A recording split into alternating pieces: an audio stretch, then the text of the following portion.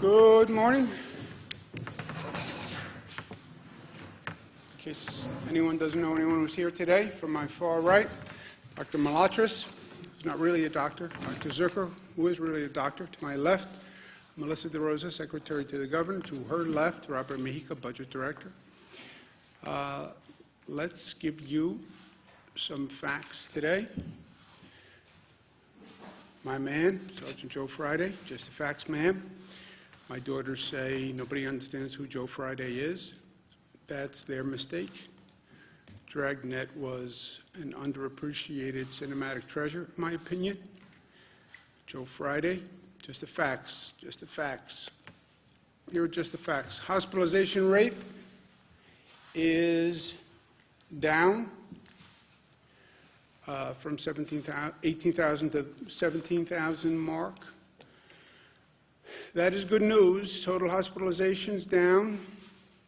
We talk about the flattening of the curve, the apex. How long is it flat? When does it start to curve? We don't know, but this is a good sign today. If you look at the net change in hospitalizations, it's down more significantly than it has been, so that's positive news. 3-day average, which again is more accurate than the day-to-day counts. I'm a little skeptical about the day-to-day counts. This is all a new reporting system, but the 3-day average is more reliable. ICU admissions number is also down significantly for the first time, so that's good news. Intubations is down, and that's really good news because the intubations ultimately lead to the worst news. 80% roughly of people who get intubated never come off the ventilator. The number of new people who are diagnosed with COVID, about 2,000 still yesterday. So when you see the reduction in rates, remember what we're talking about. We're talking about a reduction in increases. You still have 2,000 people every day about who are walking into a hospital for the first time or who are being diagnosed with COVID for the first time. And 2,000 is still a lot of people. But the good news is it means we can control the virus, right? We can control the spread. And we did not know for sure that we could do that. We speculated that we could do it, but we didn't know. So now we know that we can control this disease. The bad news is 2,000 people walked into a hospital yesterday for the first time with the disease, and the worst news is 600 people died yesterday from the disease. That is still continuing at a really tragic rate. Of those deaths, 577 in hospitals, 29 in nursing homes. We've been watching the nursing homes because nursing homes in many ways are ground zero for this situation. Last night, the number in nursing homes was relatively low. Everyone asks the same two questions: when is it over? And how do we get there? How do we start to make our way from here to there? When is it over? As I've said, you know, when is it finally over? It's over when you have a vaccine, and that's 12 months to 18 months. We've said to the FDA, any way we can be helpful in the testing of that vaccine, how do we accelerate that? How do we expedite it? New York is ready, willing, and able to do that with the FDA. Maybe there's a medical treatment between now and the vaccine. That would be great. But those are unknowns, and it's out of our bailiwick. We are working with a lot of companies that are working on treatments. We're testing treatments in our hospitals, but that's a pure medical research and development function, which is beyond us.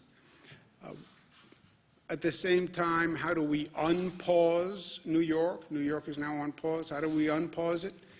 First, do no harm.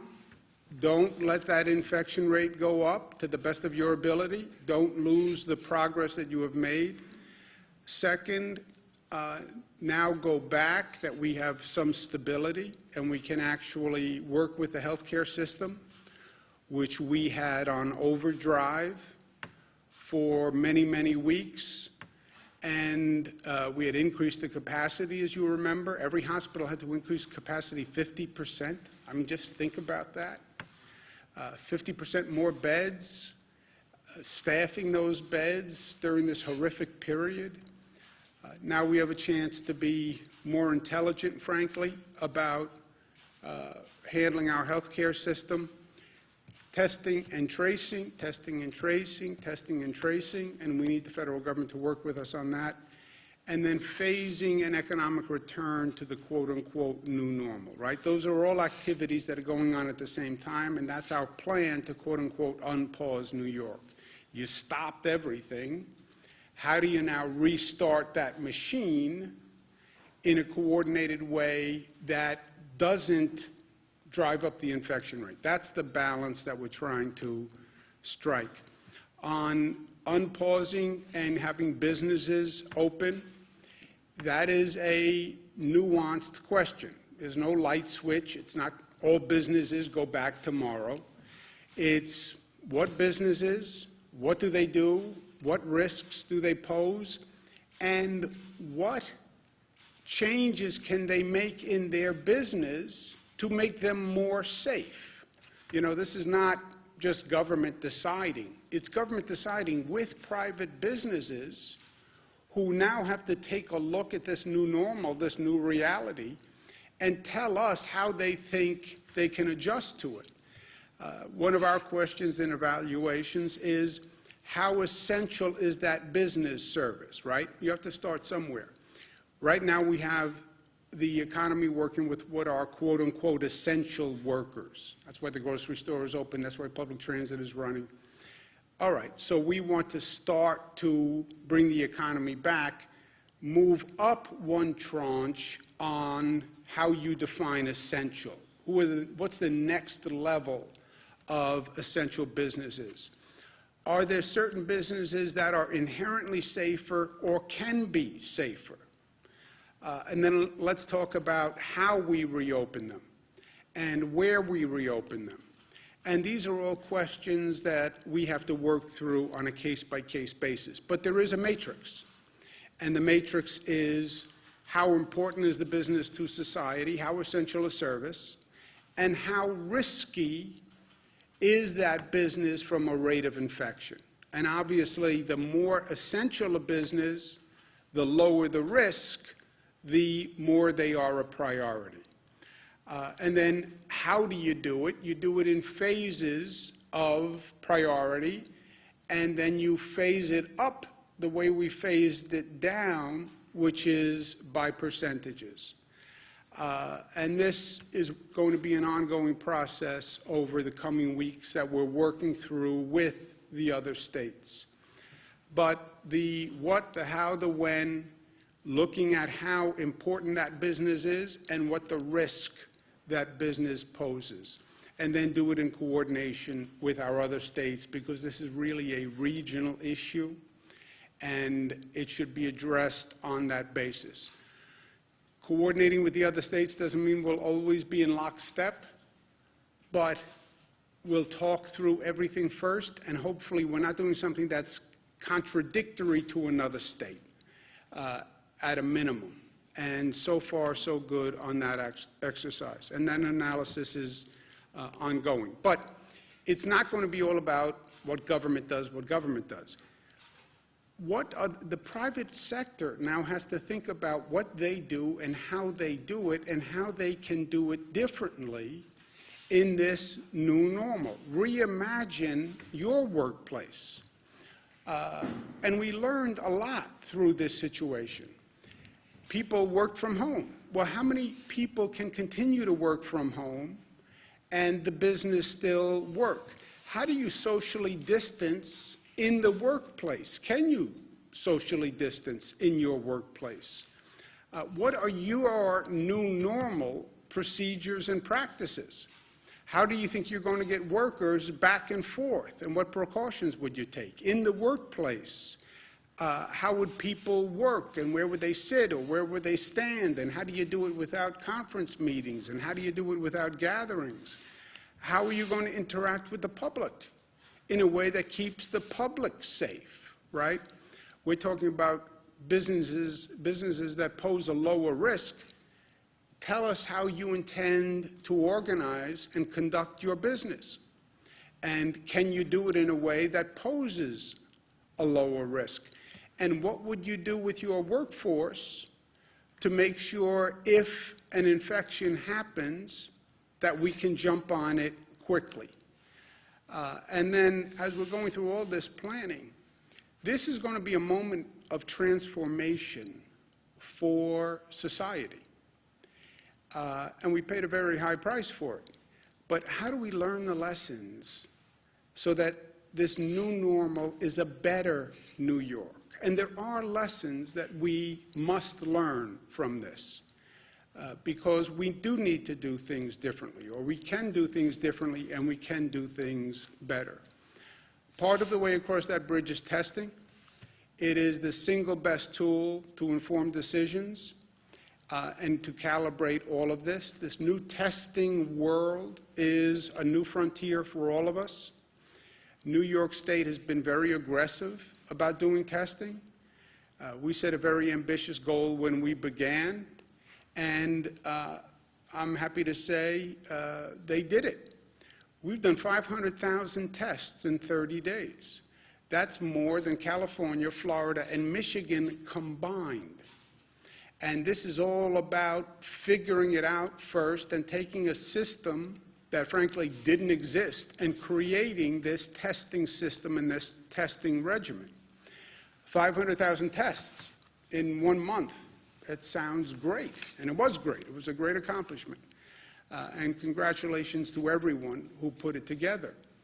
But when you think of 500,000 tests in 1 month, and then you compare it to the fact that you have 19 million people in the state, you have 9 million workers, the 500,000 doesn't sound so big, right? So we have many questions to answer. Where do you test? How do you get the supplies? How do you coordinate the private labs? How do you coordinate the demand going to these private labs, right? Everybody wants testing. Private sector companies are calling for testing, and they're going right to the labs. Everyone is going right to these labs, and 50 states are competing, and the federal government is buying product from these labs.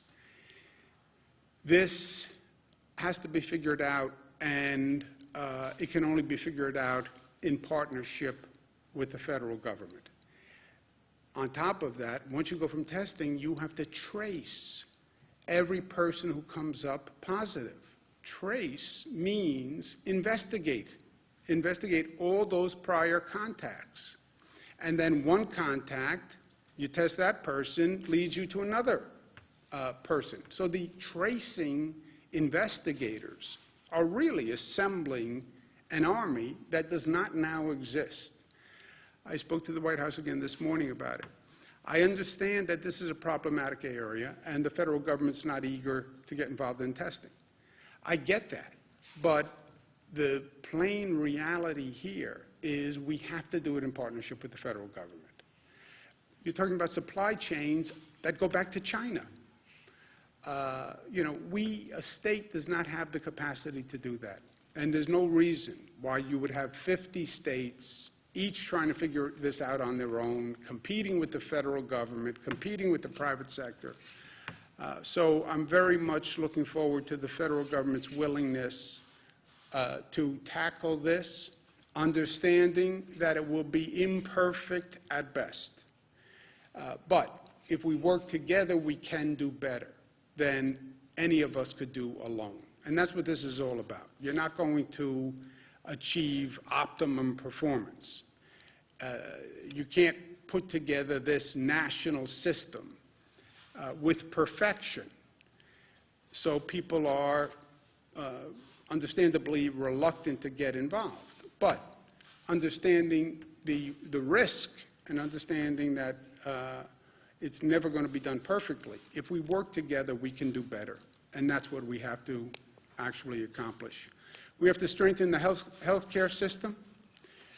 Our surge in flex, which is the first time we've ever called upon all these hospitals to work together and coordinate. Every hospital was basically its own enterprise. and then we go back and say, well, you all have to work together and coordinate, and we're going to help you coordinate. It was first time that's ever happened. We understand about a stockpile like we've never understood before. We understand about sharing resources like we've never understood before. And we understand about sharing among states and how good people were to New York when we needed it, and states stepping up and sending us ventilators. And I said, New Yorkers, don't forget, and New Yorkers are the most generous and most gracious, and we'll be there when people need help.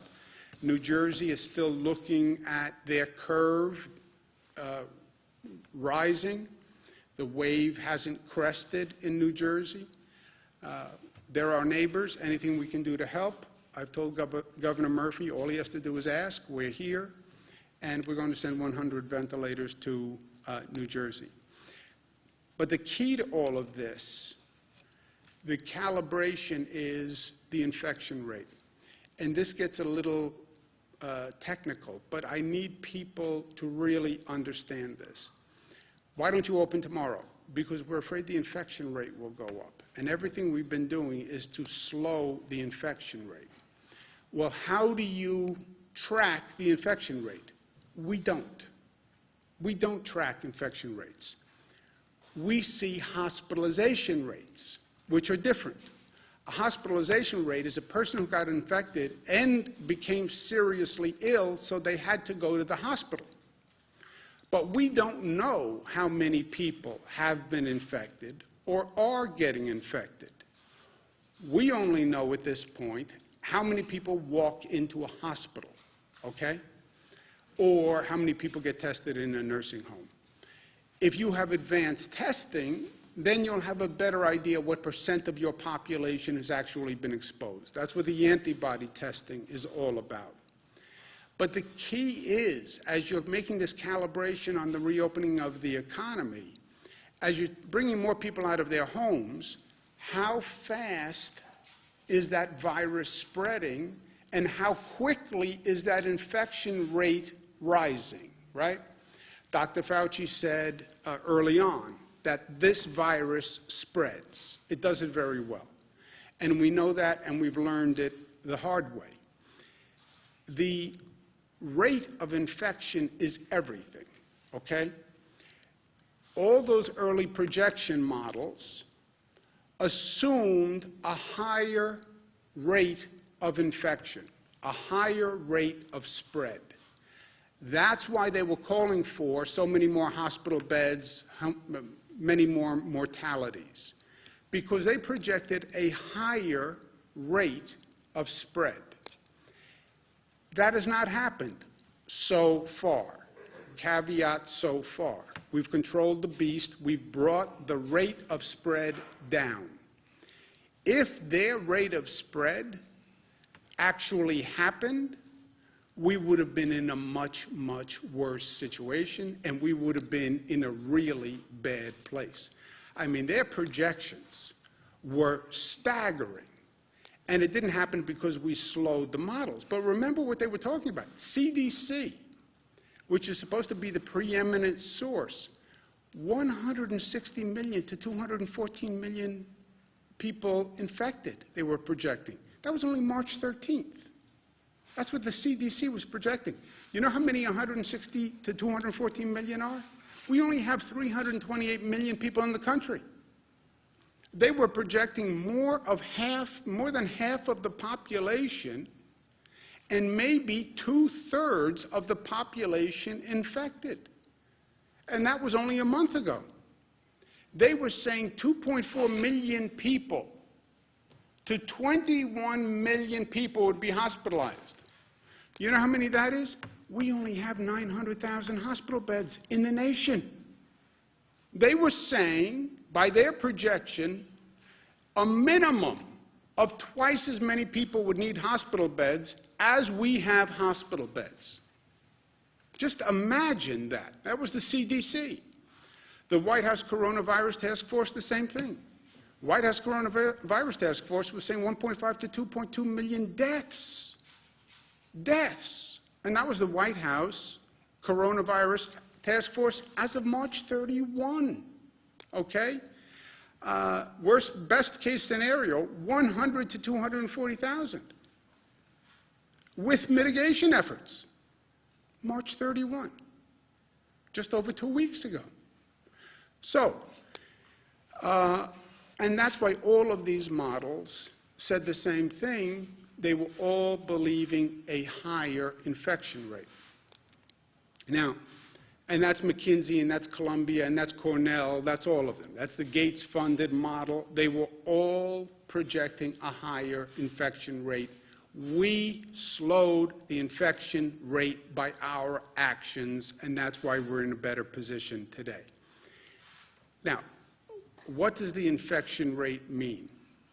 And I know this gets a little granular, but people have to understand it if they're going to understand why we need to do what we need to do. The infection rate is how many people does one person infect, okay? How fast is the virus spreading from one person to another? And they talk about the R0 factor. The R0 factor is the projected spread of the virus, okay? If one person infects less than one other person, the disease is on the decline. If one person basically infects one more person, the rate of spread is stable. I get infected, I infect one person infects one. When you have a really situation out of control is one person infects 2 people or more, because then the increase is just exponential, and that's fire through dry grass.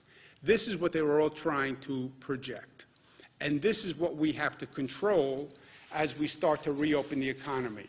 We say, we turn the valve on the economy, we open a little bit, and we watch the meter, right? What's the meter? The meter is the hospitalization rate, or even better, the virus spread rate. So you start to turn that valve, you start to bring people out of their homes, you start to reopen businesses, you see that number going up, turn the valve back right away. And this is what we're trying to deal with going forward. And again, nobody has been here before, so we're trying to figure it out. If the virus spread increases to the place where one person infects 2 people, that is an outbreak. If one person is only infecting one other person, that is basically a stable increase. Ideally, one person is infecting less than one person, and that is a decline of the spread of the virus. And that's what we're shooting for. Just to belabor this one more point. Where you've seen an outbreak epidemic spread, it's when one person is infecting more than one other person. That's when you're out of control. On the Diamond Princess cruise, the infection rate was one person infects 2.2 additional people. Wuhan was one person was infecting 2 people or 3 people. The 1918 pandemic, one person was infecting 1.5 to 2.8. On our severe projection, one person was infecting 1.4 to 1.8. On the moderate projection, one person was infecting 1.2 to 1.4, okay? What we've done, because of our mitigation efforts, social distancing, stay home, lock the door, we've brought it to less than 1. Our infection spread rate is 0.9, okay? Wuhan, which really closed down everything, and locked it up, Wuhan brought the infection rate down to 0.3. Okay? So that's the range we're talking about. But when you think about that, we're at now 0.9. We only have a margin of error of 0.9 to 1.2. 1.2 takes you back to the high projection rate. We're at 0.9. That does not leave you a lot of wiggle room. So you're going to start to phase the reopening. You're at 0.9 now. After this entire close down, if you go to 1.2, you're going to have a problem again. So you see how narrow the window is. But New York pause has worked. The close down has worked. That's how we controlled the beast. That's how we got it down to 0.9. However, we're not there yet. We're just at 0.9. Again, Wuhan got down to 0.3. So we have to continue doing what we're doing. I'd like to see that infection rate get down even more. The New York pause policies, the close down policies, will be extended in coordination with other states to May 15th. I don't want to project beyond that period. That's about 1 month. 1 month is a long time. People need certainty and clarity so they can plan. I need a coordinated action plan with the other states. So 1 month, we'll continue the close down policies. What happens after then, I don't know. We will see depending on what the data shows. What does that mean?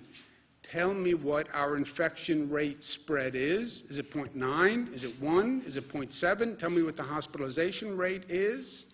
And then the experts will tell us the best course of conduct based on that data. No political decisions, no emotional decisions, data and science. We're talking about human lives here. As relatively simple and possibly annoying as it seems, wearing a mask is one of the best things that we can do. And I understand I'm getting a lot of not happy phone calls off what I said yesterday about wearing a mask in public, but I'm sorry it makes people unhappy. I do not consider it a major burden, and it really is a simple measure that can save lives. And yes, people say it's a personal intrusion on them, but again, remember, it's not just about you, right? I have rights also, and my kids have rights, and your kids have rights, and you have a right for another person to take reasonable safeguards not to get infected. So the masks work. We said in public today, I'm going to include public transportation systems, private transportation carriers for hire vehicles, any operator of a public system, an operator of a private carrier, and for hire vehicles must wear a mask at all times. What does this mean? If you get on a bus, you need to wear a mask. If you get in a train, you need to wear a mask.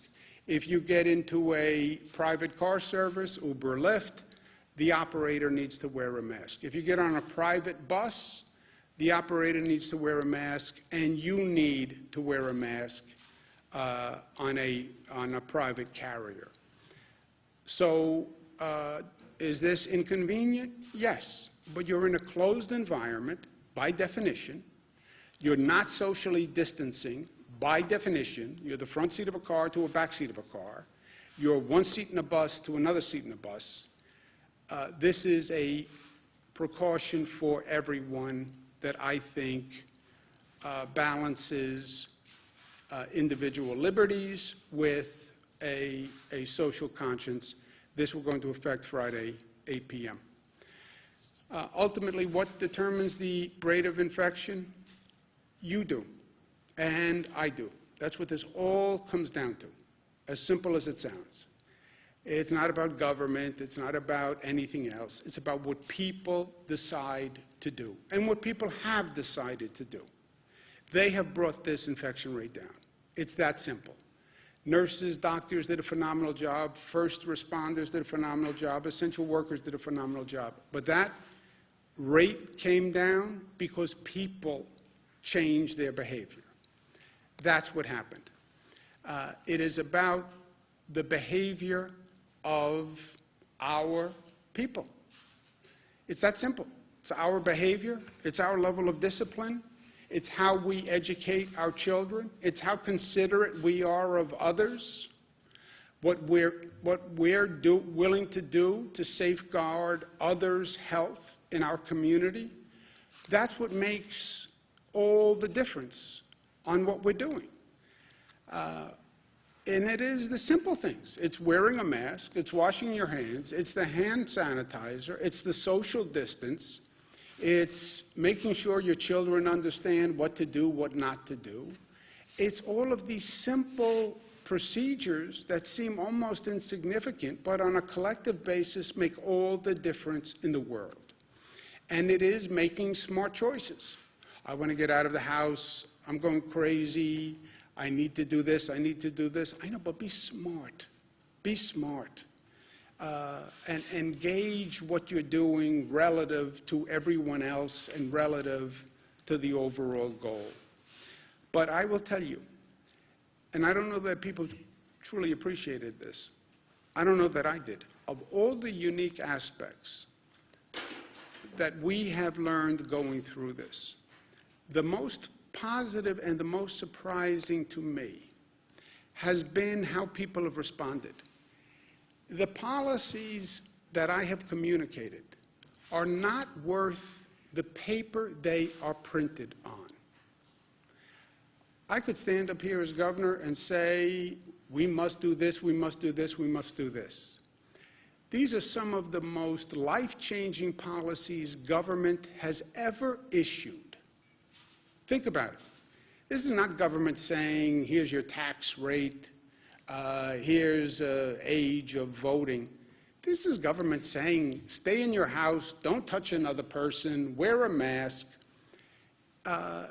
Government, I don't even have the ability to enforce these measures on any scale if people said, I'm not willing to do it.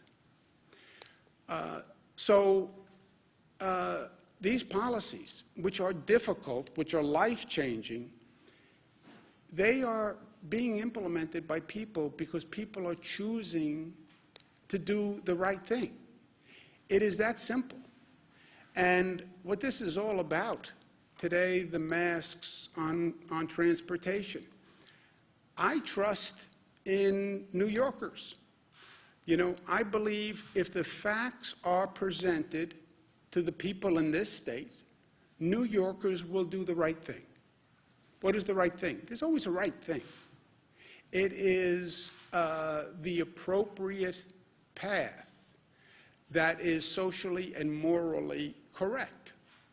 And New Yorkers have a very strong right thing quotient. They know what the right thing is when they hear it. And all I'm trying to do is give them the facts and the information to explain why I'm suggesting these actions. They decide whether or not to follow them. I can't put a mask on 17 million people. 17 million people will decide whether or not they'll do it. But they have done it because they have the facts, they have the information, they understand the risks, they understand the rewards, they understand the consequences, and what they have done has worked. And it's brought this state forward, and it'll bring this nation forward. And that's New Yorkers at their best. And that's because we are New York tough, and because New York tough is more complex than the word suggests. It's smart, it's united, it's disciplined, and it's loving.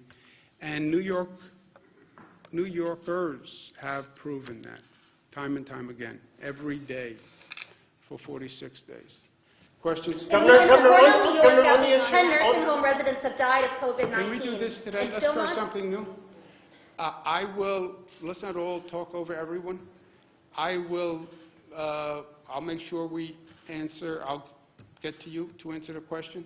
And let's just start. You know what? Go to Jesse. Or let's go to you first. Okay. In Hornell, New York, at least 10 nursing home residents have died of COVID-19. Philmont, there have been at least 23 cases and 6 deaths at one nursing home. The state health mass has 15 residents at a New Windsor assisted living facility. How many and which nursing homes have reported clusters, outbreaks, or requested mass testing from the state, and where are they? And is the state advising nursing homes facing outbreaks to open COVID-only units or transfer patients elsewhere? We've seen at least in a couple I will cases. get you, I don't know, we have hundreds and hundreds of nursing homes in this state, so I don't know what has happened in every nursing home in the state. I don't have firsthand knowledge of what happened with the nursing homes in Hornell, New York, but we will get you today a list of information by nursing home to the best we have, and as we get that updated, we'll get it to you. Jesse? Governor, on the economic toll of this, Mayor de Blasio is talking about a $7.4 billion hit in terms of tax revenue. Have you discussed help for the city of New York vis-a-vis that, as well as, you know, the 1.2 million people who are now applying for unemployment in the state? Yeah, Jesse.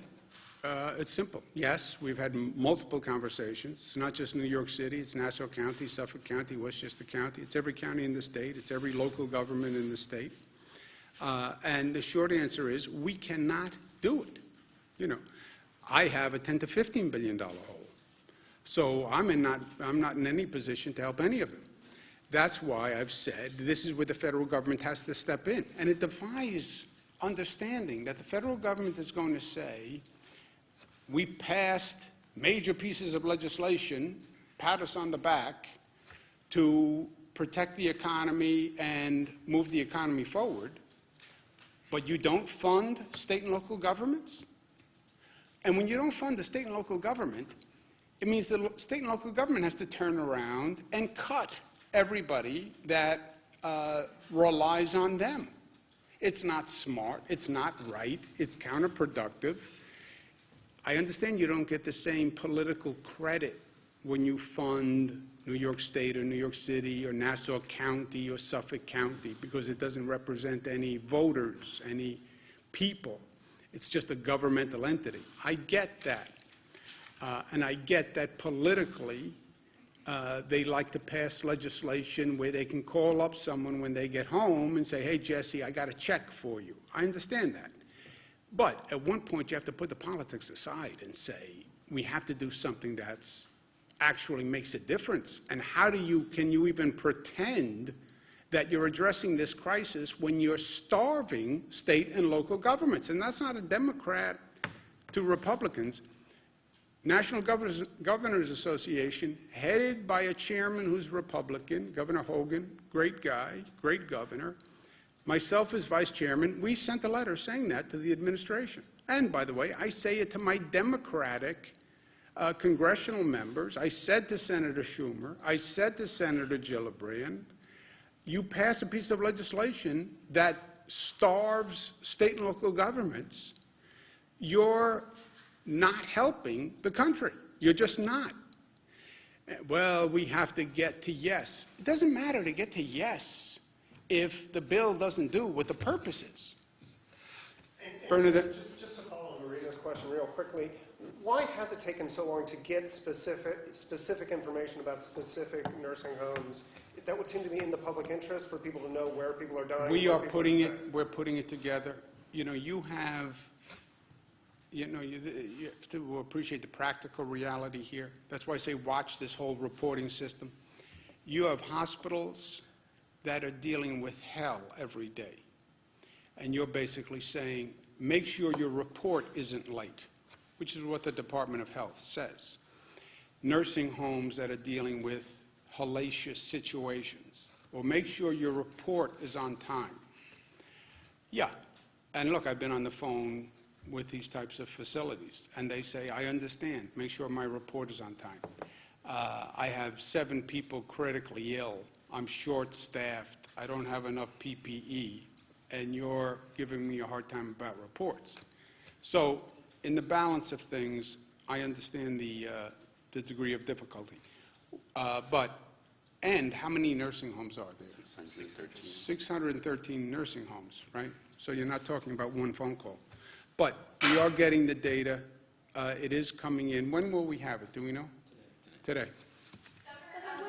You mentioned that there's, obviously the flattening of the hospitalizations, but we had yesterday the highest, or the day before, the highest number of positive cases since testing started. Are you concerned about seeing that number tick up, and why might that be while the hospitalization? The testing is not indicative of anything, in my opinion. It is not a random sample. It is a function of how many tests you are doing. What's been happening is our testing capacity is going up. As our testing capacity goes up, the more tests you do, the more positives you find. Remember, the testing is not random. It's people who believe they are positive because of the circumstances. They were exposed to a positive person, etc. So you're getting people who you think are positive to test, and then the more tests you take, the more positives you're going to find. The hospitalization rate of any of these rates, the most indicative is the hospitalization rate. Because what it's telling you is these are people who are infected and were seriously ill. That's what the hospitalization rate tells you. It's the only real data you now have.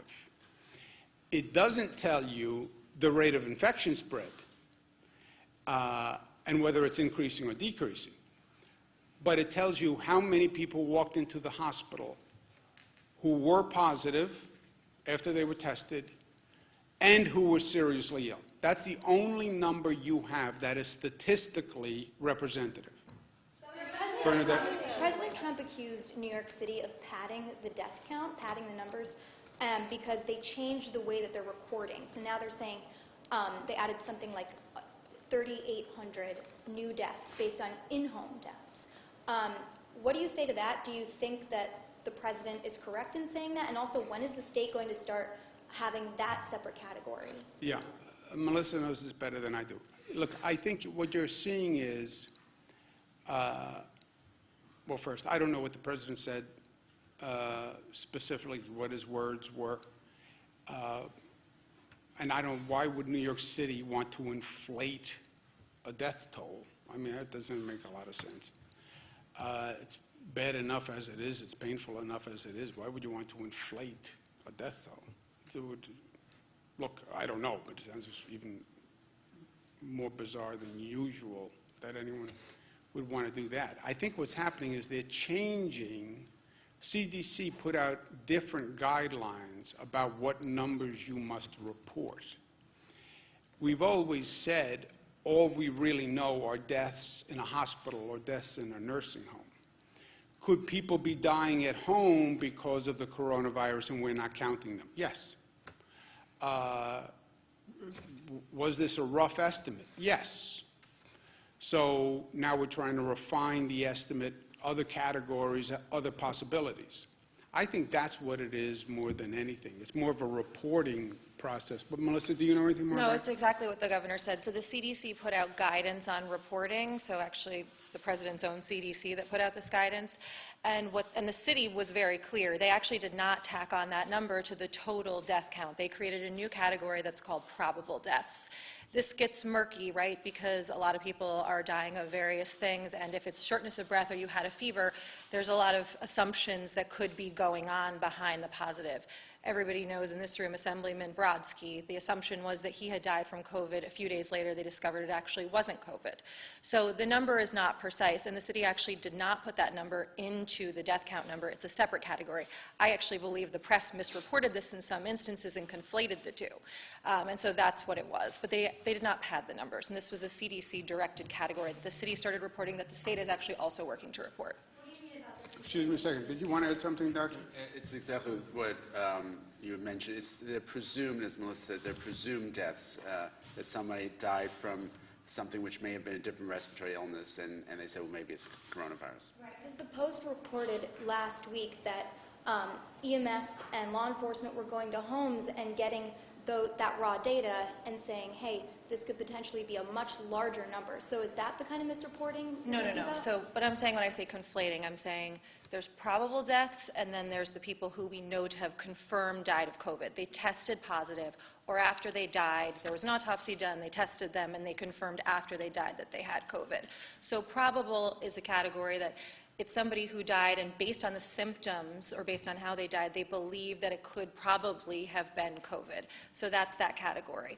The underreporting of the deaths in the home is another added complication into all of this. But to answer your first question, the city did not pad the numbers. They created a separate category to address the probable deaths, which was a directive of the CDC. Yeah, I think what happened, I think that refreshes my recollection. I don't think the city put the numbers together.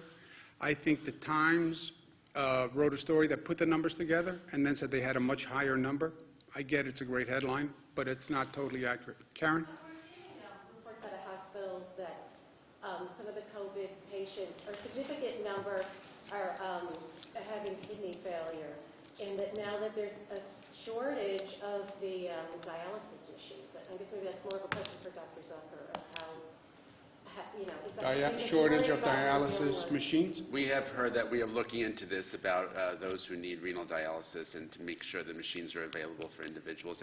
And regarding having kidney failure as a result of having coronavirus, often when people get that ill and end up in the intensive care unit with multi-organ system failure, multiple problems, the kidneys are one of the organs which take the hardest hit initially. Is there a shortage right now? We have heard about an individual report, but there aren't shortages that are across the board now. Every once in a while we've heard that they need a dialysis machine, and we worked on that to get them there. If they have a shortage, Karen, they call us. We have these daily inventory equipment sharing. That's a surge flex. So if any hospital has a shortage of anything on a daily basis, they let us know, and then we find that, and we've been able to find that equipment for them or that PPE, so nobody's had an actual shortfall. But if somebody had a problem that they couldn't do dialysis because they didn't have machines, they would have more than likely let the state know. Go ahead. I have a few follow-up questions on masks. Does the mandate apply to kids? 2 years and older. 2 years and older. Depends how you define kid. Which is what the CDC recommends. Okay. Yesterday, when referring to the mask mandate, you said it's not that inconvenient. You said, what's the big deal? For many people, we've learned it is a big deal to wear a mask. They feel that this is a symbol of government control. A lot of people feel that this is a symbol people are falling prey to fear. And we've seen doctors on the news for weeks now saying that regular masks, regular medical masks, and the cloth masks do little to protect you from coronavirus. Do you feel like you're underplaying the impacts of your mandate? No, I said, I don't know how you're going to be underplaying. I said that I know there's a lot of opposition to this. I've had many people say they don't like it. So, no, I'm fully aware of the opposition to wearing a mask. It's a face covering, right? Just so we're all saying the same thing. It's a mask or a cloth covering of the nose and mouth. It doesn't have to be a mask. It could also be a cloth covering. But no, I understand that people do not like it. And people understand, some people do not like it. And some people think it is an imposition.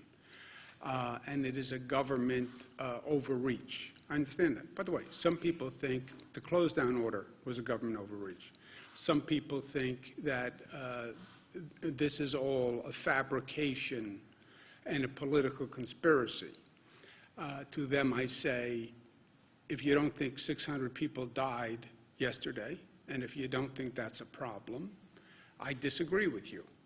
If you doubt that 600 people died, I'll bring you to see the 600 people. So is it a fabrication? No, 600 people died yesterday, okay? And that's a reality we deal with every day. We want to see fewer people die. I'm asking New Yorkers to wear a mask, not just to protect yourself, but to protect other people from you. If you have the virus, you can infect other people. And you have a liability, a responsibility not to infect me because you're sick. And that's what a mask would help. I understand the opposition. My phone's ringing off the hook with the opposition. I also understand what 600 deaths mean. I understand the toll on the healthcare system. I understand the nurses and the doctors who are stretched to their limits. I understand the police officers who go out there every day and who are afraid. And asking New Yorkers to wear a mask at this time, I think, is more than reasonable. I understand that people disagree. Are you wearing masks on the day-to-day? When I am in public circumstances, yes. Here in this room, no. Let's do someone who didn't ask a question. What will it take for us not to have to social distance? You've said that a vaccine can take 12 to 18 months. Is that how long we'll have to social distance for? You know, it depends on how good we are at reducing the spread of the virus, and we don't know that. It also depends on when they come up with a medical treatment, and we don't know that. So I understand people want certainty and closure, but we don't have it. We don't have it. Let's do someone who didn't ask a question. Josefa? California, Gavin Newsom is giving undocumented immigrants $500 since they were cut out of the federal stimulus package. Is New York considering doing something similar, and can we do that considering our financial state? Well, look, we financially, if we don't get the federal government to actually pass a piece of responsible legislation, and I've said to to the extent they care for my 2 cents, our senators, don't pass a piece of legislation if it's not responsible. Well, then they'll say we didn't pass legislation. Yeah, say I wouldn't I wouldn't pass an irresponsible piece of legislation. Better than passing an irresponsible piece of legislation, right? If those are the options, life is options. So yeah, we are at a point financially where we have a $10 to $15 billion deficit. Yesterday I was asked about, well, why not just let the raises go through for state workers? When you are broke, it would be irresponsible to do these things. I do hope and believe the federal government should have a more inclusive policy. But let's do one. Undocumented immigrants, that there's no shot. Well, we're looking at it, but we have real financial problems right now. Hey, Governor, at a time when you're talking about the importance of regional coordination, it seems Governor Murphy is allowing state parks to stay open, yet here in New York State they are closed. Is that problematic? You know, as I said, there's not going to be 100% conformity of the plans. More it's understanding what they're doing, what we're doing, so we don't conflict and bump into each other, which has happened in the past, because people make decisions. The state parks, look, I can argue it either way, right? All of these things are judgment calls, but I don't think that's especially problematic either. And regarding unemployment, we're hearing stories that people are still not getting return phone calls within 72 hours, particularly people who are self-employed, who have lengthy documentation to fill out. Has that been an issue? I don't know if it's for you. I have not heard that. Melissa, do you know where that is? So again, let's do some context here.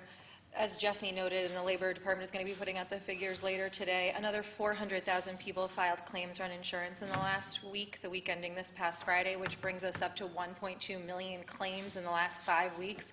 To give you guys a sense of comparison, during the entirety of the 2008 crash, New York State lost 300,000 jobs. So in terms of the volume that Department of Labor is dealing with, just for everyone's understanding. At this point, they have completed 925,000 claims. There's 275,000 claims that are outstanding. Some of those people are from the last week. Some of those people, unfortunately, date back to the middle of March. Most of the people who date back to the middle of March are people who require additional forms for, as you said, people who are self-employed, people who are contractors, and so that process has been taking longer.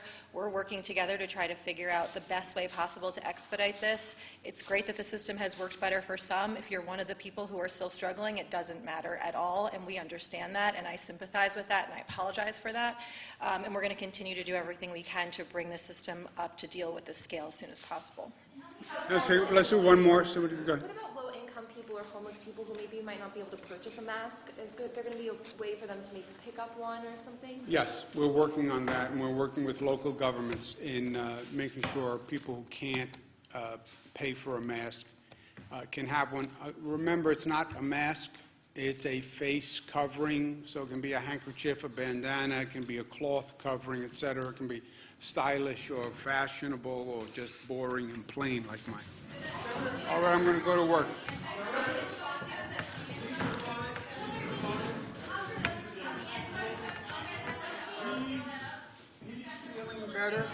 for asking.